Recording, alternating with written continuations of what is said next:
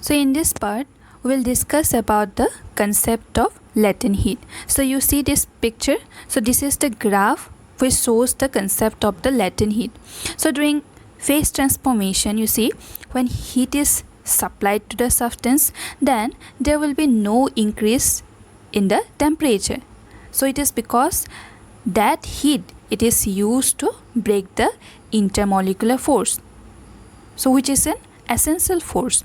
So since a thermometer it cannot show this heat, so it is known as the hidden heat, and that hidden heat it is known as the latent heat. Now let us know about the latent heat of fusion. So latent heat of fusion is the amount of heat required to convert the 1 kg of given solid into liquid. So you see here in the graph, so this is the point of the latent heat of fusion. Next is the latent heat of evaporation. So the latent heat of evaporation means what? It is the amount of heat required to convert 1 kg of given liquid to gas. So you see this graph, so that upper point is known as the latent heat of evaporation. Now let us know about some processes. So first is the melting. So melting is what?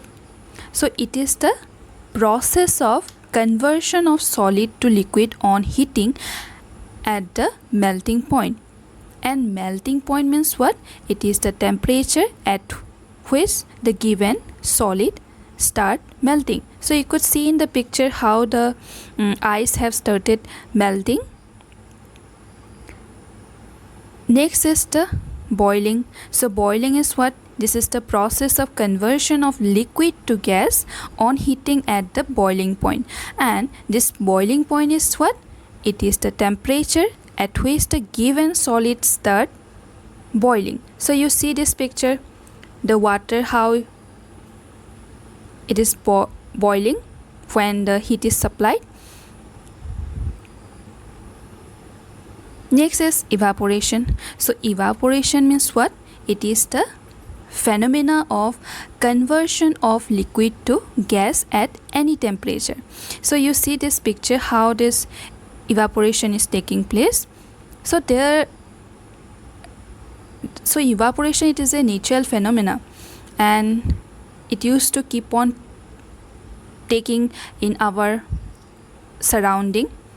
So this evaporation, there are various factors that affect the rate of evaporation. So you see when the temperature it increases, the rate of evaporation also increases. When the wind speed increases, the rate of evaporation also increases. Then when surface area increases, then rate of evaporation increases.